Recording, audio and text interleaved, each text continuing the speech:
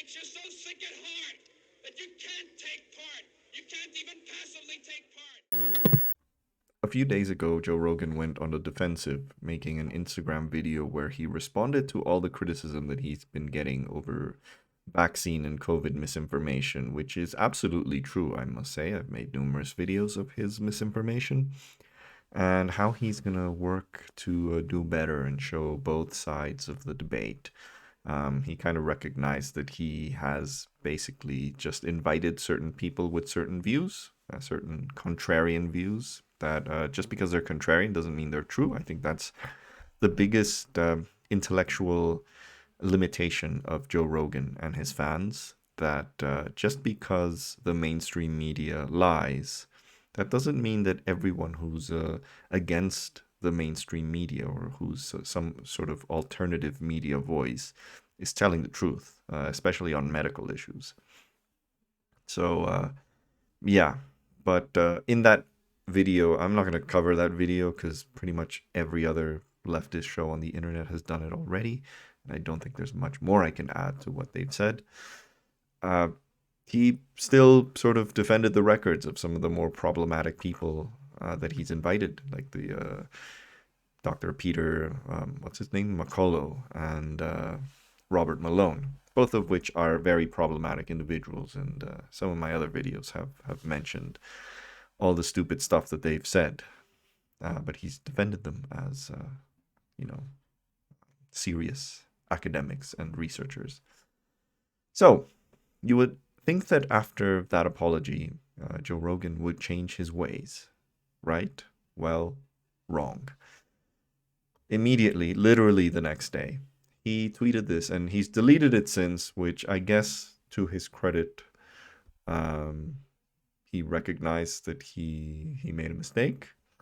But still, the fact that his very first instinct was to tweet this really tells you how unserious he is about the misinformation and just how bad he is at understanding, at looking at a headline and then sort of investigating a bit more before you open your mouth, which he never does. So he tweeted this. Well, looky here. And there's an article from Disclosed TV, which I will show you in a bit, is pretty much a conspiracy theorist site. Just in, Japan's Kowa, in partnership with Kitasato University at Tokyo Medical University, says ivermectin is effective against Omicron in phase 3 trial. And this quotes a Reuters article that subsequently was corrected. So that's the funny thing. When I saw that tweet, and I didn't screenshot it at the time, but it showed the Reuters article as it originally had the headline saying that it was effective against Omicron. But as it turns out, Reuters itself corrected the headline and corrected the article, and then claimed that it only showed a antiviral effect against Omicron. So what's the difference? And I've seen some of the replies on some other mentions of this piece. Just because any sort of medication has an antiviral effect does not mean that it's actually effective against that virus. It only means that it has been shown in certain studies. Sometimes it's, for example, in vitro.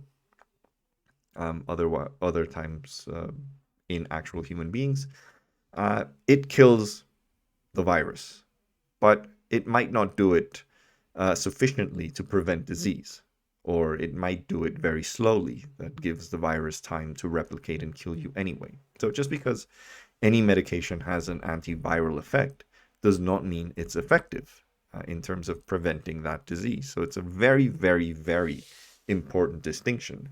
And you should not confuse antiviral effect with being effective against a particular disease. Remember, the problem with COVID is the disease. COVID is the disease. It's not the virus. The virus is SARS-CoV-2. You can have virus in your body and not have the disease, and you're fine. The problem is the disease, preventing that disease. And just because you have an antiviral effect does not mean that it is effective against the disease.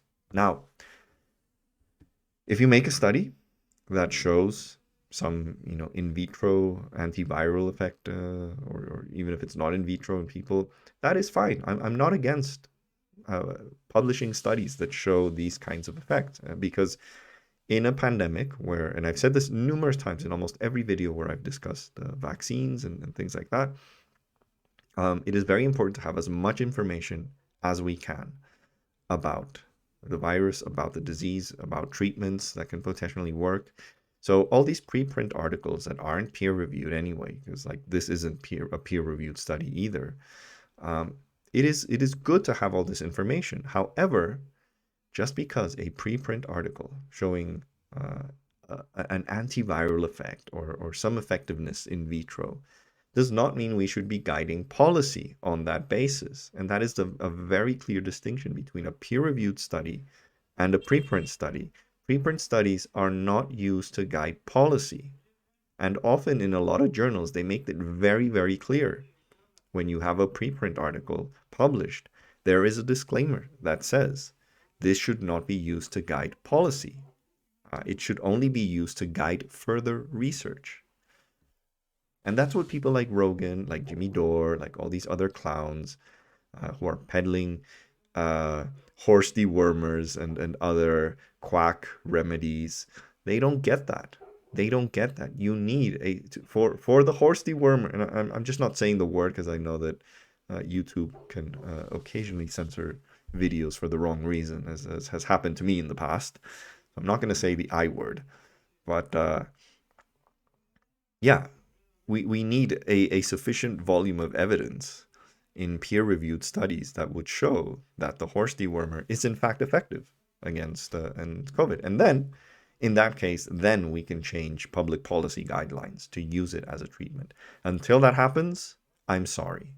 It's just quack medicine, okay? Now, who else continues to fall on the horse dewormer bandwagon?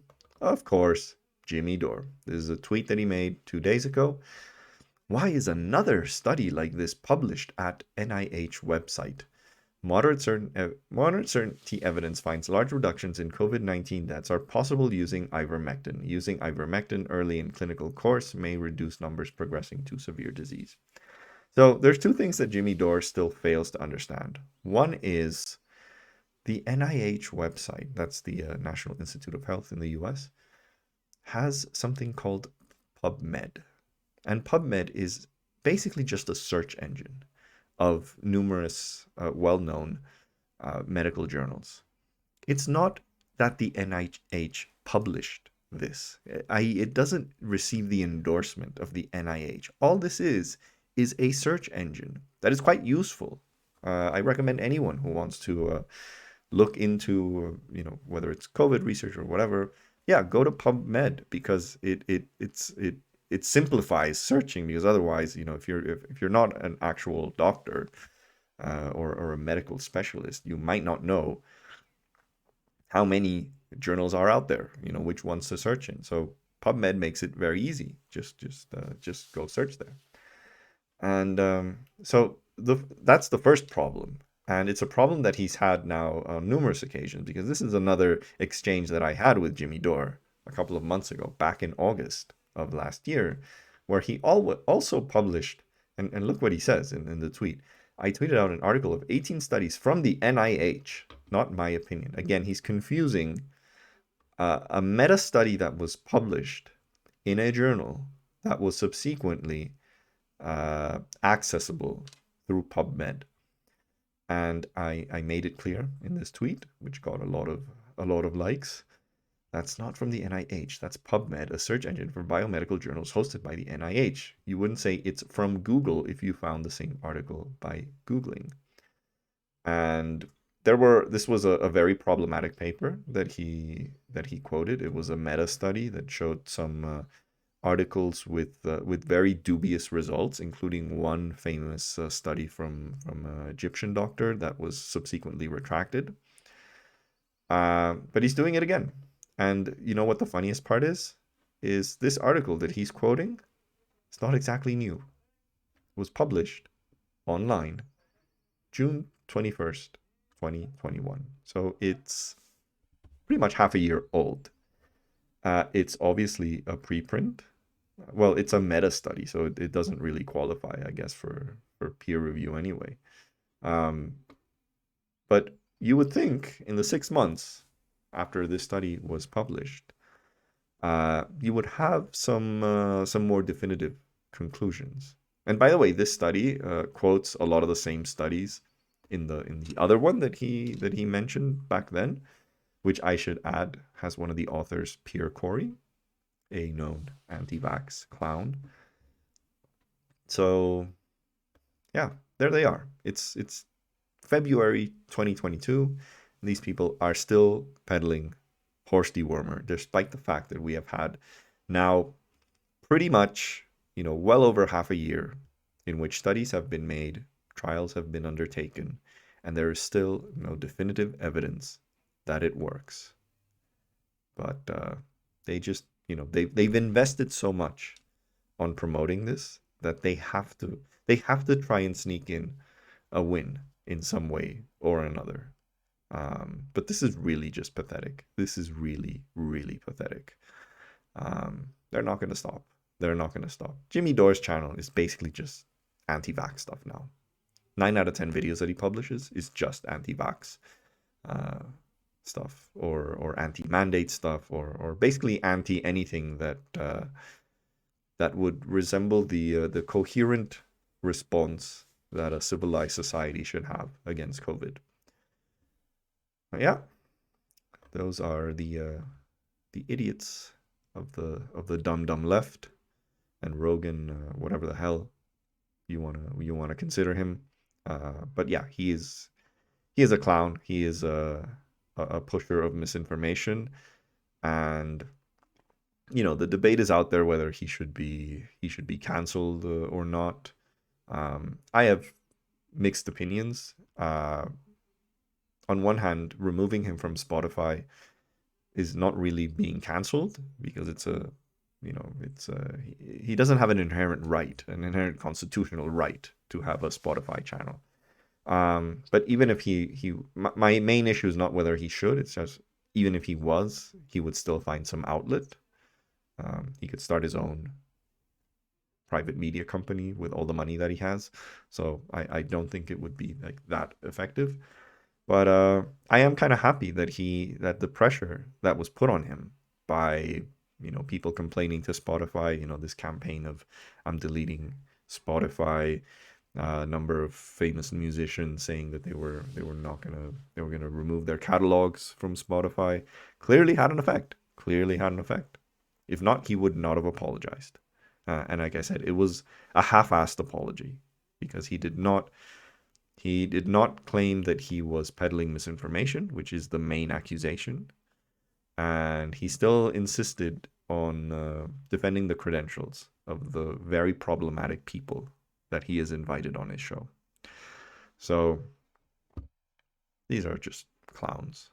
On that note, if you like this video, please like, please share. Most importantly, please subscribe. And check out all the other videos. If you haven't seen this, if you're new to this channel, check out the enormous volume of videos that I've done on Jimmy Dore, on Joe Rogan, on Kim Iverson, all these other anti-vax clowns that somehow are making a lot of money out of this, out of people dying. And these people should not be people that you are supporting. So, see you next time.